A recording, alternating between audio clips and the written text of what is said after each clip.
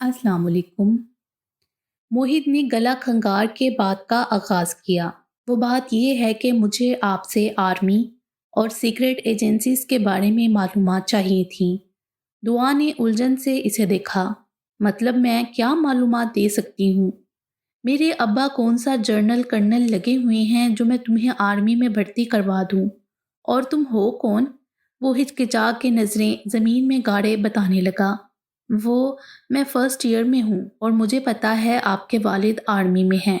हैं? वो कैसे भला?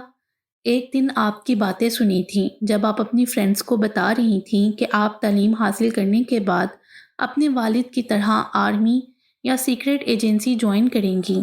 इसीलिए आपके पास आया हूँ कि प्लीज़ मुझे भी इस सिलसिले में गाइड कर दें। मैं भी इन्हीं फील्ड्स में जाना चाहता हूँ। दुआ हंकारा भर के इसे सर से पांव तक घूरते हुए बोली। उम्र क्या है तुम्हारी और अपना नाम दोबारा बताओ। जी मोहित, 17 साल, मोहित ने आहिस्तगी से बताया।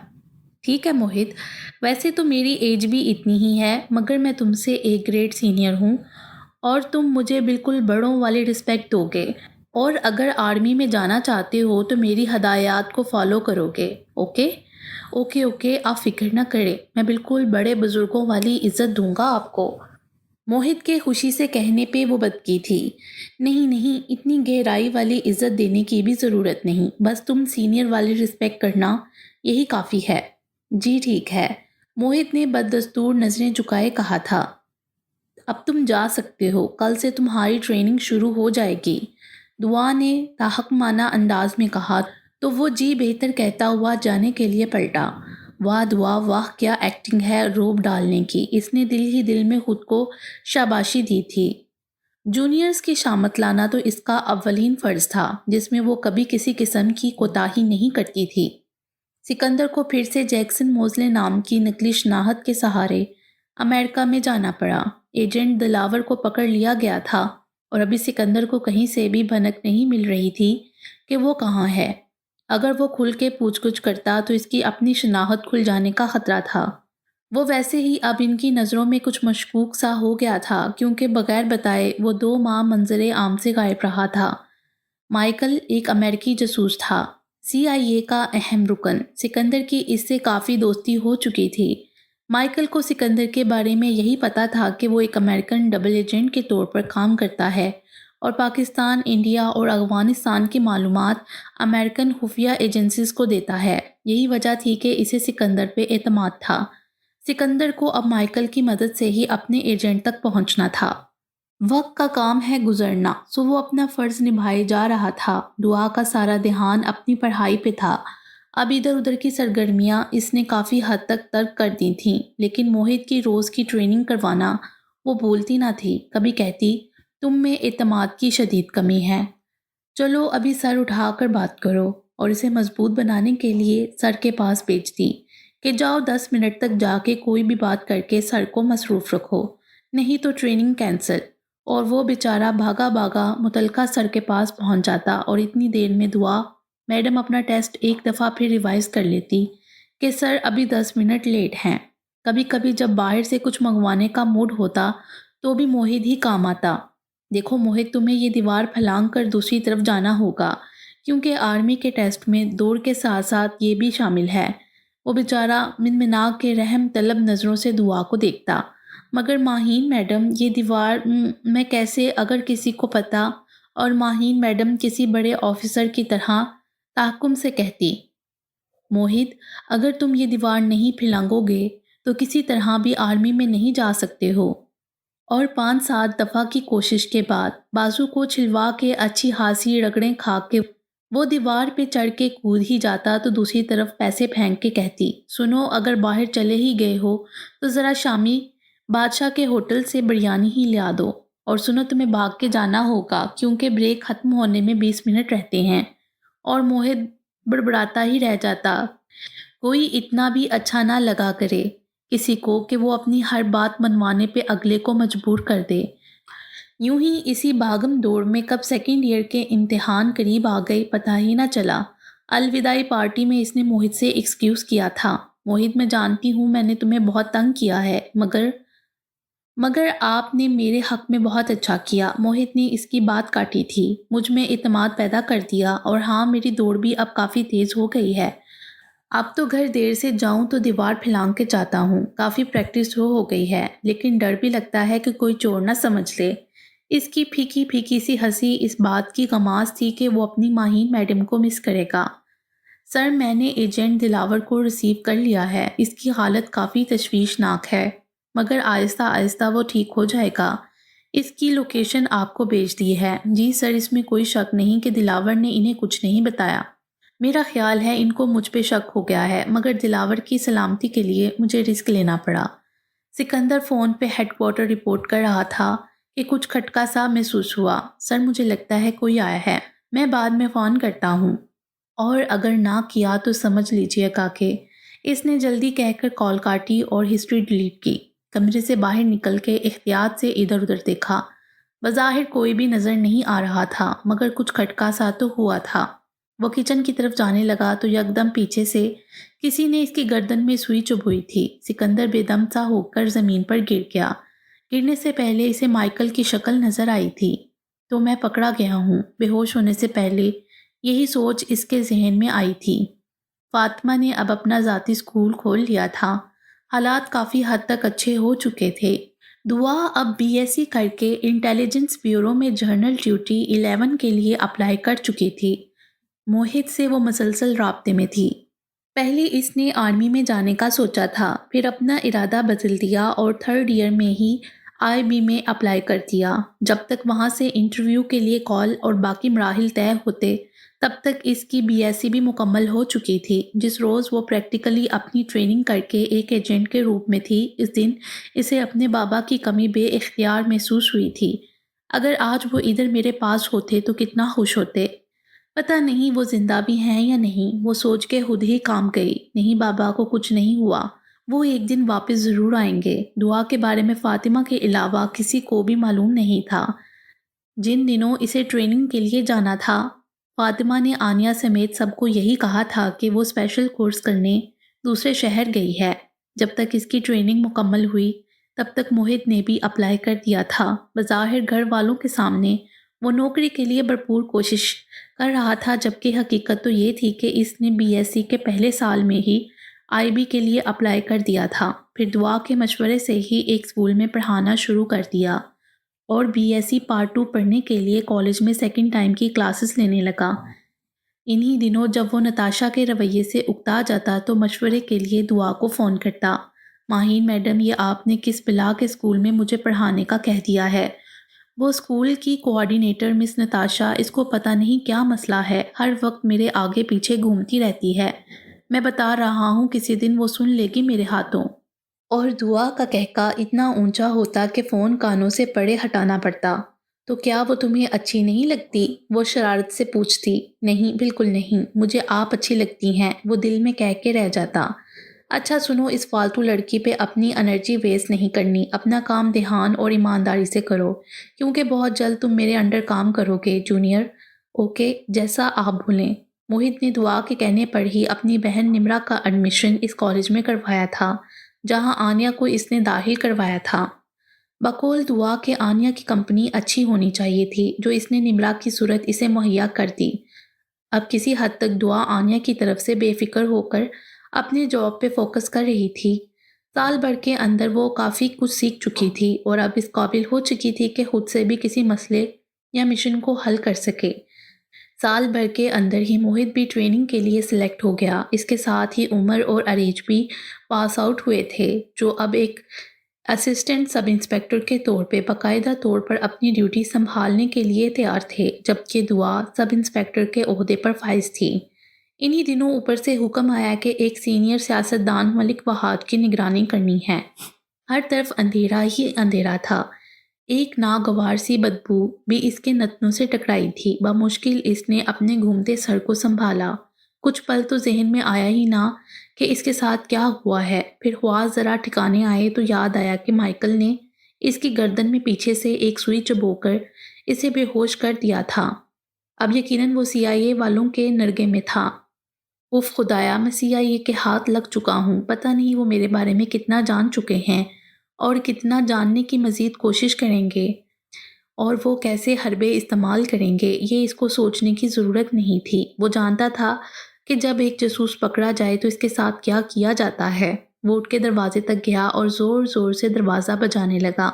دروازہ کھولو، تم لوگ کون ہو اور مجھے کیوں قید کر رکھا ہے؟ وہ انگریزی میں چلا رہا تھا۔ تھوڑی دیر بعد دروازہ کھلا۔ مائیکل کے ساتھ ایک اور سفید فام کمرے میں آیا۔ سکندر کا جی چاہا کہ ایک ہنسا مار کے اس دھوکے باز کا منہ توڑ دے، مگر جبر کیے رکھا اور چپ چاپ ان کے اشارے پہ ایک طویل راہداری سے گزر کے ایک اور کمرے میں آیا۔ اس دوران اس سفید فام نے اپنی پسٹل کی نال مسلسل سکندر کی پسلی سے لگا رکھی تھی۔ جس کمرے میں وہ آیا تھا وہ جیل کی مانند ایک چوکور نما سادہ سا کمرہ تھا۔ وسط میں ایک دو کرسیاں پڑی تھیں اور اس کے عین اوپر ایک بڑا سا بلب لگا ہوا تھا۔ اسے ایک کرسی پر بٹھا کے رسیوں سے باندھ دیا گیا۔ تھوڑی دیر میں ہی ایک اور سون بھون سفید چمڑی والا اندر داخل ہوا۔ انداز و اطوار سے کوئی بڑا آفیسر لگ رہا تھا۔ اس کے اندر آتے ہی سفید فام اور مائیکل باہر چلے گئے۔ سکندر کے سامنے والی کرسی پہ بیٹھ کے کچھ دیر وہ اسے جانچتی نظروں سے دیکھنے لگا۔ تم کون ہو؟ تمہارا اصل نام کیا ہے؟ اس نے انگریزی میں سوال کیا تھا۔ میں ایک امریکی ہوں اور میرا نام جیکسن موزلی ہے، سکندر نے بھرپور خوف کے اور گھبراہٹ کے تاثرات چہرے پر سجائے ہوئے جواب دیا تھا۔ جواباً وہ کچھ دیر تک سکندر کو گھورتا رہا، پھر یکدم اٹھ کے ایک زوردار تھپڑ سکندر کے چہرے پر رسید کیا۔ اس آدمی نے نہ جانے کیا ہاتھوں میں پہنا ہوا تھا۔ سکندر کا گال اندر تک زخمی ہو گیا، جیسے کسی نے تیز دھار برچھیاں اس کے گال میں پیوست کر دی تھیں۔ تم لوگوں کو کیوں لگتا ہے میں کوئی اور ہوں؟ چاہو تو میرے بارے میں ساری معلومات نکلوا لو، مگر مجھے مارو نہیں پلیز۔ اس آفیسر نے روتے ہوئے سکندر کو الجھن سے دیکھا۔ تو کیا تم اس بات سے بھی انکار کرو گے کہ چند ماہ پہلے تم پاکستان گئے تھے اور وہاں کچھ رہ کے بھی آئے تھے؟ آپ کو کسی نے غلط انفارمیشن دی ہے۔ میں پاکستان میں چند دن نہیں، پورے 2 ماہ رہ کے آیا ہوں۔ سکندر کے بولے پن سے کہنے پہ وہ آفیسر کچھ دیر تذبذب سے اسے دیکھتا رہا، گویا اسے امید نہیں تھی کہ سکندر اتنی آسانی سے مان جائے گا۔ دوسری جانب سکندر سمجھ چکا تھا کہ ابھی وہ محض اسے شک کی بنا پر اٹھا کر لائے ہیں، یعنی وہ کچھ نہیں جانتے۔ معاملہ 2 اور 2 4 کر کے سنبھالا جا سکتا تھا، ورنہ ان گوڑی چمڑی والے بے رحم لوگوں سے کچھ بعید نہ تھا کہ بغیر کسی سوال جواب کے گولی مار دیتے۔ تم پاکستان کس لیے گئے تھے؟ برف سے بھی ٹھنڈا لہجہ، جیسے جذبات نام کی کوئی چیز نہ ہو۔ کیا آپ کو مائیکل نے کچھ نہیں بتایا؟ میں اسے بتا کے گیا تھا کہ مجھے ایک ضروری کام ہے۔ کیسا ضروری کام؟ وہ اصل میں پاکستان میں کچھ این جی اوز کو غیر قانونی طور پر چلا رہا ہوں۔ ان این جی اوز کی وجہ سے ہر ماہ حقیر رقم مل جاتی ہے۔ کچھ مہینوں سے وہ این جی اوز گڑبڑ کر رہی تھیں، تو مجھے اس مسئلے کو دیکھنے کے لیے پاکستان میں جانا پڑ گیا۔ نام بتاؤ ان پاکستانی این جی اوز کے۔ سکندر نے دھیرے سے 2-3 بدنام این جی اوز کے نام بتائے جو واقعی وجود رکھتی تھیں۔ سکندر نے وہاں جیکسن موزلے نام سے ہی رجسٹریشن کروائی ہوئی تھی۔ وہ جانتا تھا کبھی نہ کبھی اسے اس کور کی ضرورت پڑ سکتی تھی۔ تھوڑی دیر وہ خرانٹ آفیسر موبائل پہ مصروف رہا، یقیناً وہ این جی اوز کو چیک کر رہا تھا کہ وہ واقعی جیکسن موزلے کے نام پہ تھیں یا نہیں۔ جیسے جیسے وہ اسکرین اوپر کرتا جا رہا تھا، اس کے چہرے سے جیسے اطمینان جھلکنے لگا تھا۔ تو تم یہ بتاؤ کہ کیا تمہیں علم تھا کہ کوئی پاکستانی ایجنٹ پکڑ لیا گیا ہے؟ نہیں بلا، مجھے کیسے علم ہوگا؟ میں تو نچلے درجے کا پیسوں کے لیے کام کرنے والا ایجنٹ ہوں۔ سکندر نے حیرانی سے شانے اچکائے۔ یکدم ہی وہ آفیسر تحت سے اٹھا تھا، سکندر کو گریبان سے پکڑ کے اس کے جبڑے دبوچے، سرد لہجے میں اپنے موبائل کی اسکرین آگے کی۔ اسکرین پہ کچھ تصاویر تھیں جن میں سکندر سڑک کے کنارے کھڑا تھا۔ تم اگر کچھ نہیں جانتے تو تم اس علاقے میں کیا کر رہے تھے جہاں ایک بلڈنگ میں ہم نے اس پائے کو رکھا تھا؟ سکندر کو لگا جیسے وہ اگلا سانس نہیں لے پائے گا۔ تھوڑی دیر پہلے لگ رہا تھا کہ جیسے وہ سنبھال لے گا، مگر اب ساری خوش فہمیاں کسی بلبلے کی مانند پھٹ گئی تھیں۔ وہ جان گیا اب باقی کی زندگی اسے ٹارچر سیل میں گزارنی پڑے گی۔ ایک گمنام کی طرح وہ اپنے وطن اور سب کے لیے گمنام ہونے جا رہا تھا۔ ملک وحاج اپنے علاقے کا بااثر ایم این اے تھا، قومی اسمبلی میں بھی اس کی پہنچ تھی۔ اگلے الیکشن میں وہ اپنے صوبے کے وزیر اعلیٰ کے لیے نامزد بھی تھا۔ بظاہر سب ٹھیک تھا، لیکن جب اوپر سے آرڈر ملا کہ اس پہ کرپشن کا شبہ ہے تو اس بات کی تصدیق کرنا اور اس معاملے کو ہینڈل کرنا دعا فاطمہ مہین کے سپرد کیا گیا۔ اعلیٰ آفیسرز کے نزدیک یہ کوئی بڑا اہم کیس نہیں تھا، اس لیے سب انسپکٹر مہین کو کہہ دیا گیا کہ وہ اس معاملے کی جانچ پڑتال کر کے رپورٹ بنائیں۔ دعا ان دنوں ایک اور کیس پہ کام کر رہی تھی، اس لیے اسے ایک نیوز رپورٹر کا رول پلے کرنا تھا، اور سب سے اچھا اور اس کے حق میں بہتر ہونا یہ تھا کہ وہ بی ایس سی کے انگلش ٹیچر سرعظیم کے نیوز چینل میں کچھ عرصہ کام کر لے۔ یہ اس لحاظ سے بھی ایک اچھا فیصلہ تھا کہ وہ کیمرے کے سامنے آنے سے منع کر سکتی تھی۔ موہت، جو کہ اب ہادی تھا، اس کو ملک وحاج کا سیکیورٹی گارڈ بنا دیا گیا۔ وہ ہیکنگ کا ماسٹر تھا اور آسانی سے سارے ثبوت ڈھونڈ سکتا تھا، اور ہادی کی کوششوں کے نتیجے میں ہی ملک وحاج اور پیر جلال کے کنیکشن کا پتہ چلا، یعنی معاملہ کرپشن سے کچھ آگے کا تھا۔ عمر کو شوکت بنا کے پیر جلال کے آستانے پر تعینات کیا گیا، جس سے اتنا تو معلوم ہو گیا کہ وہ آستانے کے پیسے کسی خاص مقصد سے کہیں بیچتا ہے، اور کہیں نہ کہیں اس کا تعلق خفیہ تنظیموں سے بھی ہے۔ لیکن شوکت، عمر اس کے گھر تک رسائی حاصل نہیں کر سکتا تھا۔ اب اگلا مرحلہ یہ سوچنے کا تھا کہ پیر جلال کے گھر تک کیسے پہنچا جائے۔ وہ ویسے ہی اپنے کام کو لے کر پریشان تھی، اور فاطمہ نے بھی اس کو شادی کے لیے تنگ کرنا شروع کر دیا۔ کیا ہے امی، ابھی میں صرف 22 سال کی ہوں اور آپ مجھے شادی کے لیے کہہ رہی ہیں؟ وہ جھنجھلاہٹ سے سر پکڑ کے بیٹھ گئی۔ کیس کی پریشانی کیا کم ہے جو اب امی؟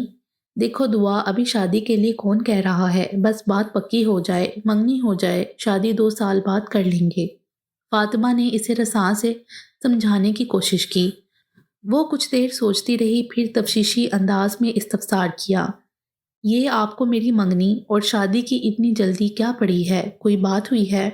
بات تو اتنی خاص کوئی نہیں، بس یہ تمہارا سارا دن گھر سے باہر رہنا، راتوں کو دیر سے آنا، محلے والوں کو باتیں بنانے پر مجبور کر رہا ہے۔ اسی لیے میں چاہتی ہوں کہ کیا کوئی رشتہ آیا ہے؟ دعا نے بات کاٹ کر پوچھا۔ فاطمہ نے کوئی جواب نہ دیا۔ ابھی وہ خود کنفرم نہیں تھیں دعا کو کیا بتاتیں۔ بتائیں نا کس نے رشتہ بھیجا ہے؟ وہ دوبارہ گویا ہوئی۔ رشتہ تو نہیں، مگر سریا نے ڈھکے چھپے لفظوں میں اختر کے لیے تمہارا کہا تھا، فاطمہ تذبذب سے بولی تھیں۔ دعا، آج نہیں تو کل تمہاری شادی تو کرنی ہی ہے، پھر اختر دیکھا بالا شریف بچہ ہے، تم اسے اپنی جاب کا بتاؤ گی تو میرا نہیں خیال وہ اعتراض کرے گا، کیونکہ سریا کے بقول وہ سارے گھر والے تمہیں بہت پسند کرتے ہیں۔ اف، یہ سریا آنٹی بھی نا، امی ابھی مجھے سوچنے کے لیے تھوڑا وقت چاہیے، اتنی جلدی میں کوئی فیصلہ نہیں کر سکتی، جان چھڑانے والے انداز میں کہہ کر وہ وہاں سے اٹھ کر اپنے کمرے میں چلی گئی تھی۔ اسے بار بار میٹنگ کے لیے جانا پڑتا تھا، پھر وہ پہلا کیس بھی ختم ہونے کے قریب تھا تو وہ روز چینل نہیں جا پاتی تھی، کبھی کبھی تو دوران رپورٹنگ ہی سب کچھ چھوڑ چھاڑ کے جانا پڑتا تھا۔ سرعظیم نے باز پرس کی تو ان کو بھی مطمئن کر دیا۔ سر، میں جانتی ہوں آپ مجھ پہ غصہ ہیں، لیکن میں تو چینل کے لیے ہی تو بھاگ دوڑ کر رہی ہوں۔ کچھ دنوں تک آپ کو ایک بڑے سیاستدان کی کرپشن کے ثبوت نہ دیے نا تو میرا نام دعا فاطمہ بدل کر کچھ اور رکھ دیجیے گا۔ اس کے پرجوش انداز میں سرعظیم کھل کر مسکرائے۔ ریوالونگ چیئر کی پشت سے ٹیک لگا کر وہ کچھ دیر سوچنے کی ایکٹنگ کرنے کے بعد بولے، تو پھر ہم آپ کا نام بدل کے ماہین رکھ دیں گے، ٹھیک ہے نا دعا؟ ویسے مجھے آج تک ایک بات سمجھ نہیں آئی، کالج میں تو سب تمہیں ماہین کہتے تھے نا، تو اب اپنے آپ کو دعا کہلوانے کی وجہ؟ تب مجھے کیا پتا تھا کہ میں ایک ایجنٹ بننا ہے؟ اوف، شٹ اپ یار، اب تو یہ واقعی سوچنے والی بات ہے۔ جھنجھلا کے وہ سوچتی ہوئی خود پہ کڑی، دراصل سر آپ تو جانتے ہیں نا، میرا نام آئی ڈی کارڈ پہ ماہین لکھا ہوا ہے۔ وہ سوچ سوچ کے بولی تھی۔ ہاں میں جانتا ہوں۔ وہ تھوڑے آگے کو ہوئے جیسے کسی بہت ہی اہم راز سے پردہ اٹھنے والا ہو۔ تو آپ کو یہ بھی پتا ہے کہ مجھے کالج میں سب ماہین ہی کہتے تھے، لیکن بات یہ ہے کہ مجھے گھر میں سب پیار سے دعا کہتے ہیں نا، تو جب میں ادھر آئی تو میرا دل چاہا کہ یہاں بھی مجھے سب پیار کریں اور پیار کے نام ہی سے بلائیں۔ تھوڑی دیر وہ چپ رہی، جیسے اپنے جذبات پر قابو پا رہی ہو، پھر برائی آواز میں بولی، سر آپ کو تو پتا ہے میرے والد کا سایہ میرے سر پر نہیں، گھر میں بھی بس امی اور بہن ہے۔ میں پیار اور شفقت کی ترسی ہوئی، جب یہاں آئی تو میں نے سب کو اسی لیے اپنا نام دعا فاطمہ بتایا۔ جب سب مجھے دعا کہتے ہیں نا تو بڑی اپنائیت سی فیل ہوتی ہے۔ اس نے آنکھوں میں آئے آنسوؤں کو پیچھے دھکیلا۔ سر عظیم کو شرمندگی ہوئی کہ ان کی وجہ سے بیچاری دعا کا دل دکھا۔ ابھی وہ کچھ کہنے کے لیے الفاظ جوڑ ہی رہے تھے کہ وہ اٹھ کھڑی ہوئی۔ آپ سے گزارش ہے سر، ماہین نام کے لفظ کو دوبارہ کبھی اپنی زبان پہ مت لائیے گا۔ اسکول کالج کے اتنے سال اس نام کی اجنبیت کو سہا ہے۔ اب مزید حوصلہ نہیں، میں اب دعا ہوں اور دعا ہی رہوں گی۔ بھول جائیں کہ میرا اصل نام ماہین ہے۔ اپنا بیگ اٹھا کر آنکھوں سے آنسو صاف کرتی وہ بھاگتی ہوئی دروازے سے باہر نکل گئی، جبکہ سر عظیم اپنے آپ سے وعدہ کرنے لگے کہ وہ کسی ماہین نام کی لڑکی کو نہیں جانتے، وہ صرف دعا کو جانتے ہیں جو بہت اچھے اور سچے دل کی مالک۔ وہ بھاگتی ہوئی واش روم کی جانب بڑھی تھی، دروازہ بند کر کے واش بیسن کے سامنے آئی، گہرے گہرے سانس لیتے خود کو کمپوز کیا۔ بچ گئی آج تم دعا فاطمہ ماہین صاحبہ۔ آئینے میں اپنے آپ کو دیکھ کر مخاطب کرتے ہوئے وہ منہ پہ پانی کے چھینٹے مارنے لگی۔ سوری سر، مجھے افسوس ہے کہ میں آپ کو اور آپ کے نیوز چینل کو استعمال کر رہی ہوں، مگر مجبوری ہے۔ اب وہ سر عظیم کو یہ تو نہیں بتا سکتی تھی کہ دوران ٹریننگ جب سب کو وہ بڑے شوق سے اپنا نام دعا فاطمہ ماہین بتایا کرتی تھی تو انسٹرکٹر نے کتنی سختی سے اس سے کہا تھا کہ چونکہ اس کا آئی ڈی کارڈ پہ لکھا ہوا نام ماہین ہے تو سب یہاں اس کو ماہین ہی بلائیں گے۔ اور جب وہ ایک ایجنٹ بن گئی تو باس نے کیا کہا تھا، بھلا اس نے یاد کرنے کی کوشش کی۔ ہاں یاد آیا، باس نے کیا کہا تھا، ماہین اب آپ ایک عام شہری نہیں، آئی بی ایجنٹ ہیں۔ یہ بات صیغہ راز میں رہے گی۔ اب آپ کو اپنی اصل شناخت کو چھپا کر ایک دوسری پہچان کے ذریعے اپنے مشن پورے کرنے ہوں گے۔ پھر ذرا وہ مسکراتے ہوئے بولے تھے، اور ماہین کو اپنا نام دعا فاطمہ بہت پسند ہے نا، تو اب سے باہر کی دنیا کے لیے آپ دعا ہو اور آئی بی کے اندر کی دنیا کے لیے ماہین۔ ویسے یہ ضروری نہیں ہے، لیکن احتیاط اچھی چیز ہے، اور اس بات کو اس نے پلو میں باندھ لیا تھا، اسی لیے سر عظیم کو منع کیا کہ وہ کسی کو اس کا اصل نام نہیں بتائیں گے اور اس کو دعا ہی کہا کریں گے۔ ٹن ٹن ٹن موبائل پہ میسج کی ٹون بجنے سے وہ ہوش کی دنیا میں آئی تھی۔ مجھے تو اب خود کنفیوژن ہونے لگ گئی ہے کہ میں اصل میں ہوں کون۔ دل کر رہا ہے یہ دونوں نام چھوڑ کر ایک تیسرا نام رکھ لوں۔ بڑبڑاتے ہوئے اس نے بیگ سے موبائل نکال کر دیکھا، ہادی کا میسج تھا۔ اسے بے اختیار یاد آیا، موہت کو ہادی بنانے میں بھی اسی کا ہاتھ تھا۔ جب اسے ملک وحاج کی طرف بھیجنا تھا تو اس نے بڑے روب سے قرض اتارا تھا۔ موہت اب تم آپ کہنے کا تکلف وہ نہیں کرتی تھی، ایک ایجنٹ ہو، اس لیے اپنی اصل شناخت کو بھول جاؤ۔ آج سے تم موہت نہیں ہادی ہو، اور عمر کچھ عرصے کے لیے شوکت ہے، بعد میں اس کا بھی کوئی اچھا سا نام رکھ دوں گی، ٹھیک ہے نا؟ ویسے یہ ضروری نہیں ہے، مگر احتیاط اچھی چیز ہے۔ ایک اور میسج کی بیپ ہوئی تو وہ سوچوں کو بڑے جھٹکتے میسج پڑھنے لگی۔ موہت عرف ہادی نے بتایا تھا کہ ملک وحاج کی کرپشن کے خلاف اسے ثبوت مل گئے ہیں۔ گریٹ، وہ خوش ہو گئی تھی۔ اب آگے کا مرحلہ طے کرنا تھا، اور اس لیے اب وہ اپنی ٹیم سے ملنے جا رہی تھی۔ ملک وحاج کی کرپشن کے ثبوت دعا کے پاس تھے۔ اس نے یہی سوچا تھا کہ وہ ثبوت سر عظیم کے چینل سے نشر کر دے گی، لیکن سب سے اہم مسئلہ یہ تھا کہ پیر جلال کے گھر کیسے جائے گی۔ کوئی ٹھوس وجہ، کوئی پلان، کچھ سمجھ نہیں آ رہا تھا۔ اسی وجہ سے وہ شدید پریشانی میں تھی کہ آنیہ کو لگ رہا تھا کہ اسے کسی سے محبت ہو گئی ہے، اسی لیے ہر وقت وہ خیالوں میں کھوئی رہتی ہے۔ پھر ایک دن اس نے لوکل ٹی وی چینل پر اشتہار دیکھا جس میں پیر جلال کا ذکر تھا کہ جو بھی مسئلہ ہے حل کروائیں۔ اسے جیسے اپنے مسئلے کا حل مل گیا۔ ہاں یہ ٹھیک تھا، وہ ایک عام مریدنی بن کے اس کے آستانے پہ جائے گی تو اس پہ شک نہیں ہوگا، لیکن بات پھر وہی تھی کہ اس کے گھر تک ایک عام مریدنی کیسے پہنچے گی۔ عمر کی معلومات کے مطابق وہ کافی عیاش فطرت اور خوبصورت لڑکیوں کا شکاری تھا، اکثر لڑکیوں کو وہ اپنے گھر بھی لے جاتا تھا۔ چند دن یوں ہی ریسرچ اور تیاری میں گزر گئے۔ اس نے ملک وحاج کی کرپشن کے سارے ثبوت سر عظیم کے حوالے کر دیے۔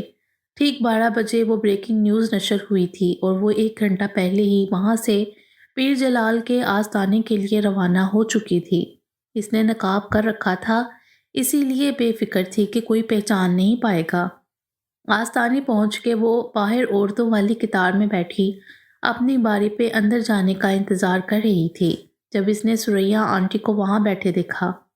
او نو، یہ یہاں کیسے؟ اگر انہوں نے مجھے پہچان لیا تو میرا پلان چوپٹ ہو جائے گا۔ اس کی باری آئی تو وہ جلدی سے اندر بڑھ گئی۔ پیر جلال کو اپنی باتوں اور معصومیت سے اس نے ایک بیوقوف لڑکی ہونے کا پورا تاثر دیا۔ رہی صحیح کسر اس کی خوبصورتی نے پوری کر دی۔ اس پہلی ملاقات میں اس نے پوری طرح سے جلال اکبر کے واسوں پہ قابو جما لیا تھا۔ اس نے اسے یہی بتایا تھا کہ وہ ایک لڑکے کے چکر میں ہے اور تویز لینے آئی ہے۔ ساتھ ہی سریا آنٹی کے بارے میں بتا کر کہہ دیا کہ اگر وہ میرے بارے میں کچھ پوچھیں تو نہ بتائیے گا۔ اپنے نام کے بارے میں اس نے یہی کہا کہ اس کا نام دعا ہے، لیکن سب اسے گڑیا کہتے ہیں۔ اف، ایک اور نام، وہ سوچ کے رہ گئی۔ بہرحال وہ پہلے امتحان میں کامیاب ہو چکی تھی۔ گھر آ کے وہ سریا آنٹی کے بارے میں سوچ کے پریشان ہوتی رہی۔ رات کے 11 بج چکے تھے۔ امی اور آنیا دوسرے کمرے میں سو رہی تھیں، لیکن اس کی نیند سریا آنٹی نے اڑا رکھی تھی۔ کاش انہیں پتہ نہ لگے کہ نقاب میں تھی، لیکن مجھے اب بار بار آستانے پہ جانا پڑے گا۔ اگر وہ بھی اپنے مسئلے کے حل کے لیے جاتی رہیں تو میرا کام نہیں ہو پائے گا۔ ویسے وہ کیوں وہاں گئی تھیں؟ سوچتے وہ یکدم چونکی تھی۔ فوراً اٹھ کے جلال اکبر کو فون ملایا تھا۔ السلام علیکم پیر جی، میں دعا، میرا مطلب ہے گڑیا بات کر رہی ہوں۔ آج میں آئی تھی نا آپ کے آستانے پہ، اور آپ نے مجھے یہ فون نمبر بھی دیا تھا، یاد آیا؟ ہاں یاد آ گیا، دعا بولو کیا بات ہے؟ آواز کو سریلا بنانے کے لیے اس نے فون پڑے کر کے کھنگارا، پھر معصومیت کے تمام ریکارڈز توڑتے ہوئے پوچھنے لگی۔ وہ پیر جی، مجھے پوچھنا تھا کہ وہ میری ہمسائی سریا آنٹی کیوں آئی تھی وہاں؟ دوسری جانب سے کچھ سیکنڈز کے بعد اسے جواب دیا گیا۔ اچھا، وہ عورت، وہ اپنے بیٹے کے رشتے کے سلسلے میں استخارہ کروانا چاہتی تھی۔ او اچھا، وہ پرسکون ہوئی، پھر جیسے ہی بات کی تہہ تک پہنچی چلا اٹھی۔ کیا رشتہ؟ استخارہ؟ کیوں، کیا ہوا؟ خیرت سے پوچھا گیا۔ نہیں کاکا، کچھ نہیں، وہ جلدی سے اپنے آپ کو سنبھالتے ہوئے بولی۔ آپ یہ بتائیں کہ آپ نے کیا جواب دیا سریا آنٹی کو؟ میں نے استخارہ کر کے اسے کہہ دیا کہ لڑکی بڑی معصوم اور نیک ہے، آپ کل ہی رشتہ لے کر چلے جائیں، پھٹے منہ تیرا ڈبہ پیر نہ ہو تو۔ اس نے دل میں کلس کر کہا۔ اچھا پیر جی، میں فون رکھتی ہوں، امی بلا رہی ہیں، جان چھڑوانے والے انداز میں کہہ کر اس نے فوراً کال کاٹ دی۔ اب وہ سر ہاتھوں میں پکڑے پریشان سی بیڈ پر بیٹھی سوچ رہی تھی، یہ سریا آنٹی تو میری توقع سے زیادہ تیز نکلیں۔ ہائے اللہ، کہیں کل واقعی ہی رشتہ لے کر نہ آ جائیں۔ امی نے تو اسی وقت ہاں کر دینی ہے۔ ایسا نہیں ہو سکتا، کچھ تو سوچنا پڑے گا۔ سوچو دعا، سوچو، تم سوچ سکتی ہو۔ ادھر سے ادھر ٹہلتے ہوئے وہ اپنے آپ کو موٹیویٹ کرنے لگی۔ آخر تھوڑی سی سوچ بچار کے بعد اسے ایک آئیڈیا آ ہی گیا۔ جلدی سے آنیا کے بیگ سے رجسٹر نکال کے کچھ صفحے پھاڑے، ان کے چھوٹے چھوٹے ٹکڑے کیے، ہر ٹکڑے پہ آڑی ترچھی سی لکیریں کھینچ کے کاغذ کو فولڈ کر کے تعویذ کی شکل دے دی۔ اس کے بعد آرام سے بالوں میں کنگھی کی اور چٹیاں بنا لی۔ کنگھی سے بال نکال کر انہیں لال رنگ کے دھاگے کے ساتھ انہی تعویذ نما کاغذوں کے ساتھ باندھ دیا۔ دراز سے کالے رنگ کا کپڑا نکال کے روئی کی مدد سے ایک پتلا نما چیز بنائی اور اس کے اندر ڈھیر ساری سوئیاں چبو دیں۔ کاش میرے پاس لال رنگ ہوتا تو اور بھی مزہ آ جاتا، اس نے تعصب سے سوچا۔ یہ کام کرنے کے بعد کالی چادر لی، اپنی ماسٹر کی اٹھائی اور دبے قدموں گھر سے باہر جانے لگی۔ گلی میں نکل کے ادھر ادھر دیکھا، کوئی بھی نہیں تھا۔ ہر طرف ہو کا عالم تھا۔ یہاں کے لوگ جلدی سونے کے عادی تھے، اسی لیے ہر طرف سناٹا پھیلا ہوا تھا۔ وہ احتیاط سے ادھر ادھر دیکھ کر چلتی ہوئی سریا آنٹی کے گھر کے سامنے رکی۔ گیٹ پر عام سا لاک لگا ہوا تھا۔ اس نے ماسٹر کی گھمائی تو لاک کھل گیا۔ گیٹ کھول کے وہ اندر داخل ہوئی۔ سامنے بڑا سا برآمدہ تھا، پھر اندر کی طرف کمرے تھے۔ وہ دبے قدموں سے چلتی ہوئی کچن میں گئی، 2 تعویذ وہاں چولہے کے پاس رکھ دیے، فریج کھول کے اندر وہ پتلا رکھ دیا۔ اچانک خیال آیا تو 3 انڈے نکالے، فریج بند کی، وہ تینوں انڈے نیچے زمین پہ پھینک دیے۔ باہر آ کر 2 تعویذ برآمدے میں ایسی جگہ رکھ دیے جہاں آسانی سے نظر پڑ سکے۔ میرا خیال ہے اتنا کافی ہے۔ کمزور دل سریا آنٹی کا اتنے میں ہی دم نکل جانا ہے۔ اب دیکھتی ہوں کیسے لے کر آتی ہیں رشتہ لے کر، اور کل یہ سیدھا پہنچیں گی پیر جلال کے پاس۔ یوں ایک تیر سے ہوں گے دو شکار۔ وہ مزے سے ہاتھ جاڑتی ہوئی واپسی کے لیے پلٹ گئی۔ اس کا پلان یہ تھا کہ سریا آنٹی کو خوفزدہ کرے۔ اس کے دو فائدے ہوتے۔ ایک تو وہ پیر جلال کے پاس جاتی، وہاں دعا کو دیکھ کے وہ شک میں پڑ جاتی، یوں وہ کبھی بھی رشتہ لے کر نہ آتی، اور دوسرا وہ جلال کو کہہ سکتی تھی کہ وہ اپنی ہمسائی کی وجہ سے آزادی سے آستانے نہیں آ سکتی، تو جلال لازمی اسے اپنے گھر بلائے گا اور وہاں وہ اپنا کام کر سکے گی۔ اگلے دن وہ جان بوجھ کے آستانے گئی۔ توقع کے عین مطابق سریا آنٹی وہیں تھیں اور ان کے ہاتھ میں وہی نکلی تعویذ اور پتلا تھا۔ اس نے جان بوجھ کے اپنی تھوڑی سی جھلک سریا آنٹی کو دکھائی اور انہیں پھر سے شک میں مبتلا کر دیا۔ یہ آنکھ مچولی واقعی سریا کو شک میں مبتلا کر رہی تھی کہ وہ دعا ہی ہے۔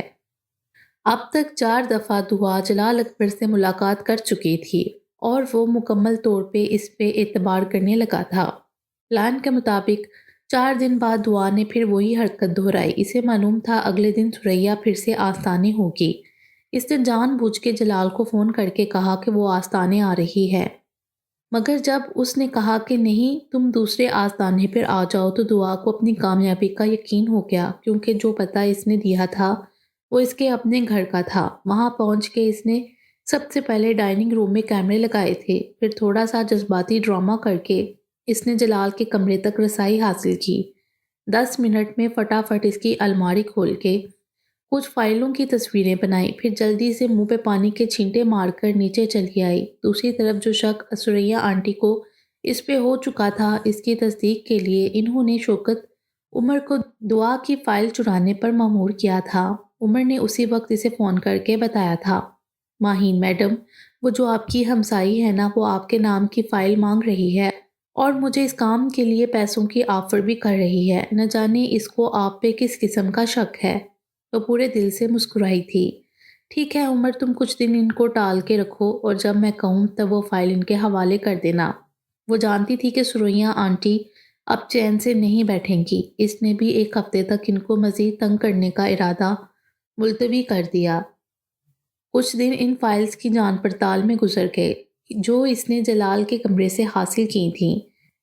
اس کے ڈائننگ روم میں لگائے گئے کیمرے سے بھی اس کی ملاقاتوں کا احوال پتہ چلتا رہا۔ انہی ملاقاتوں سے پتہ چل گیا کہ جلال سے کون کون ملنے آتا ہے۔ ان کی گفتگو کی ریکارڈنگ سے بھی یہ معلوم ہوا کہ 3 دن بعد اس کے گھر خاص مہمانوں نے آنا تھا۔ دعا نے فوراً پلان بنا لیا کہ اسے کیا کرنا ہے۔ وہ اب اس کا پرسنل موبائل ہیک کو ٹیپ کرنا چاہتی تھی۔ مقررہ دن سے ایک دن پہلے اس نے دوبارہ سے تعویذ بنائے۔ چونکہ سریا آنٹی پچھلے کچھ دنوں سے آستانے نہیں جا رہی تھیں، تو وہ چاہتی تھی کہ کل وہ لازمی آستانے جائیں۔ اس لیے ان کو زیادہ خوفزدہ کرنے کے لیے اس نے عمر سے کہہ کر ایک مری ہوئی مرغی بھی منگوائی اور عین سریا آنٹی کے صحن میں لے جا کر اسے ذبح کر دیا۔ صبح کو سریا آستانے پہ تھی تو دعا جلال کے گھر۔ جیسے ہی 12 بجے وہ آستانے سے آیا تو اسے دیکھ کر کافی غصہ ہوا، تو اس نے روایتی طریقہ آزمایا اور زاروں کی طرح رونا شروع کر دیا۔ اور مرد کیسے ہو سکتا ہے کہ عورت کے آنسوؤں سے نہ پگھلے؟ وہ بھی پگھل گیا اور اس کے دام میں آ گیا۔ دعا نے کانوں میں بلوٹوتھ لگا رکھا تھا اور ہادی کی آواز مسلسل اس کے کانوں میں آ رہی تھی۔ توبہ توبہ ماہین میڈم، آپ کو تو بیسٹ ایکٹر کا ایوارڈ ملنا چاہیے۔ جیسے ہی اس نے جلال سے موبائل مانگا تو دینے میں تامل کرنے لگا، لیکن پھر اس کے آنسوؤں کے آگے ہار مان کے اسے اپنا موبائل دیا اور باہر اپنے مہمانوں کو ریسیو کرنے چلا گیا۔ ماہین میڈم، سب سے پہلے اس کے کانٹیکٹس چیک کریں۔ ہادی کے کہنے پر جلدی جلدی اس نے اس کے سارے کانٹیکٹس کی تصویریں لیں، واٹس ایپ اور ای میل چیک کر کے ٹریسر بھی لگا دیا۔ اب وہ نہ صرف اس کا فون ٹیپ کر سکتے تھے بلکہ وہ کہاں کہاں جاتا تھا یہ بھی معلوم کر سکتے تھے۔ کچھ دنوں تک ملک بہار سے استعفیٰ لے لیا گیا اور اسی خوشی میں سرعظیم نے اسے برتھ ڈے کا کہہ کر پارٹی میں بلوایا۔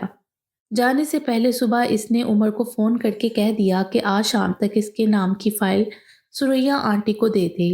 وہ جانتی تھی کہ وہ جذباتی ہو کر اس کے گھر چلی آئیں گی۔ آ جائیں وہ گھر، میں تو پارٹی میں جا رہی ہوں، میری بلا سے جو مرضی آ کر کہیں وہ۔ سر جھٹک کر وہ جانے کے لیے تیار ہوئی۔ وہاں جا کر پتہ چلا کہ وہ برتھ ڈے پارٹی نہیں تھی، اسے سب کے سامنے جانے کا کہا جا رہا تھا۔ سر عظیم کی جگہ کوئی اور ہوتا تو وہ کبھی بات نہ مانتی، لیکن اپنی وجہ سے وہ اپنے استاد کی انسلٹ نہیں کروا سکتی تھی۔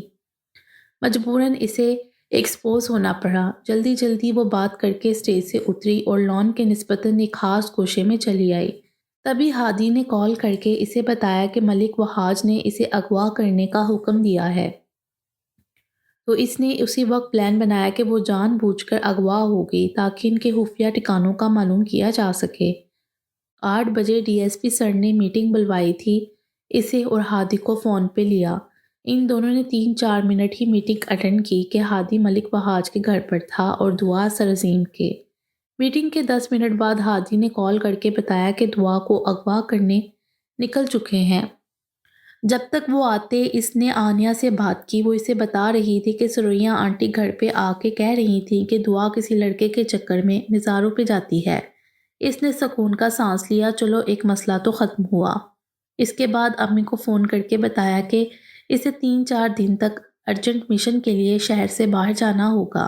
اب 8:30 ہو چکے تھے، شکاری شکار ہونے آ رہے تھے۔ اسے اب ان کے خفیہ ٹھکانے کا پتہ چلانے کے لیے کسی منصوبے کی ضرورت نہیں تھی۔ قدرت اپنا پلان بنا چکی تھی اور بے شک اس کے پلان ہمارے حق میں بہتر ہوتے ہیں۔ ابتہاج کو یوں گرفتار کرنا پلان میں شامل نہیں تھا، مگر وہ کہتی ہے نا جو ہوتا ہے اچھے کے لیے ہوتا ہے۔ ابتہاج کی گرفتاری بھی اس لحاظ سے فائدہ مند ہوئی کہ عمر نے اس کی آواز میں یہ تو پتہ چلا لیا کہ خودکش حملہ آور کب آئیں گے، لیکن ان کے ٹھکانے کا تو وہاج کو بھی پتہ نہیں تھا۔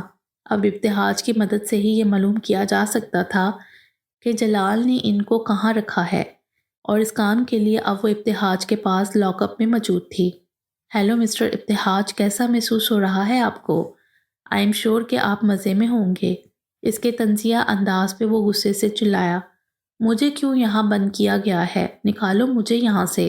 مجھے اپنے ڈیڈ کو فون کرنے دو، وہ تم سب کی اچھے طریقے سے خبر لیں گے۔ دعا نے اسے مسکرا کے دیکھا، تو تم یہاں سے باہر جانا چاہتے ہو؟ ہاں، وہ سر ہلاتا ہوا سیدھا ہو کر بیٹھا۔ یہ جاننے کے باوجود کہ تمہارا باپ ایک مجرم ہے، ملک دشمن ہے، اسلحے کی اسمگلنگ کرتا ہے، دہشت گردوں کو پناہ دیتا ہے اور فوج کے خلاف سازشیں کرتا ہے، تم یہ کہہ رہے ہو کہ تمہیں جانے دیا جائے؟ تمہیں پتہ ہے تمہیں اپنے باپ کا ساتھ دینے کے جرم میں پھانسی دی جا سکتی ہے۔ اس کا سنگین اندازہ اور پھانسی کا ذکر ابتہاج کے خواص مختل کرنے کے لیے کافی تھا۔ مجھے نہیں پتا کہ میرا باپ یہ سب کرتا ہے، مجھے کچھ بھی نہیں پتا، وہ تھوک نکلتا مشکل بولا۔ آج تک کسی نے اس سختی سے بات تک نہیں کی تھی اور یہ آفیسر اسے پھانسی کا کہہ رہی تھی۔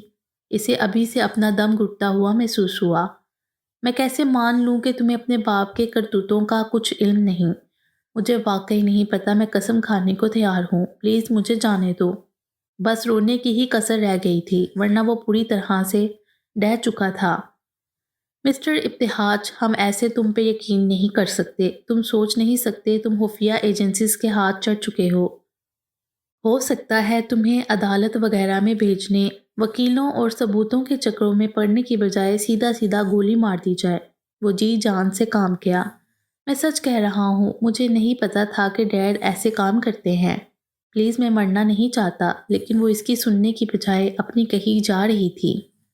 لیکن ایسا بھی ہو سکتا ہے کہ تمہیں پہلے بدترین تشدد کا نشانہ بنایا جائے، پھر ہاتھ پیر کاٹ کے کہیں پھینک دیا جائے۔ ابھی کچھ دن پہلے ہی ہم نے ایسا ہی ایک کیس ہینڈل کیا ہے، وہ بھی تمہاری طرح کچھ بھی بتانے اور تعاون کرنے کو تیار نہیں تھا۔ پھر اس کے ساتھ ہم نے کیا تم سوچ بھی نہیں سکتے، بلکہ رکو میں دکھاتی ہوں۔ اس نے اپنی جیکٹ کی جیب سے موبائل نکالا اور اس کے سامنے ایک ویڈیو پلے کی جس میں ایک شخص کو بری طرح پیٹا جا رہا تھا۔ اس کے ناخن اکھیڑے جا رہے تھے، گرم گرم کھولتے ہوئے پانی میں اس کا سر ڈبویا جا رہا تھا۔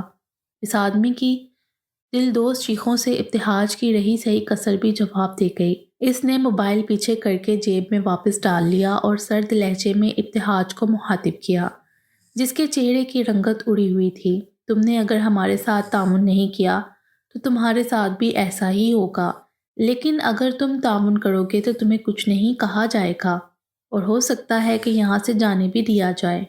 میں ہر قسم کا تعاون کرنے کو تیار ہوں، وہ فیصلہ کن لہجے میں بولا تھا۔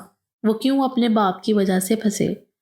ٹھیک ہے، تم اٹھو اور میرے ساتھ آؤ۔ اسے اپنے پیچھے چلنے کا اشارہ کرتی وہ اب ایک آفس میں تھی۔ یہ ایک بڑا سا کمرہ تھا، دونوں اطراف میں صوفے رکھے ہوئے تھے، جبکہ دروازے کے سامنے والی دیوار کے ساتھ سربراہی کرسی اور ٹیبل سیٹ کیا گیا تھا۔